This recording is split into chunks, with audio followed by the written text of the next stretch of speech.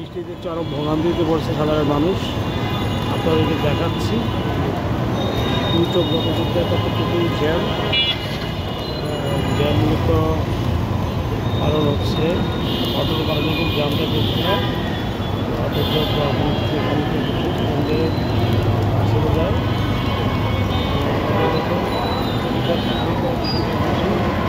না দেখি সব অটো।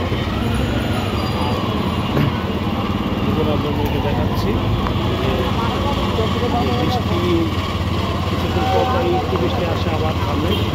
এখন আসলে বৃষ্টির কারণে কিন্তু মানুষের বৃষ্টিতে যারা পূর্ব প্রস্তুতি নাই বৃষ্টির দিনেও তাদের জন্য বেশি কষ্টদায়ক।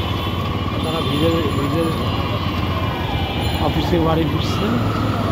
দেখুন আপনারা দেখুন একটি জায়গায় অনেক জায়গায় দাঁড়িয়ে আছে বৃষ্টি। দেখুন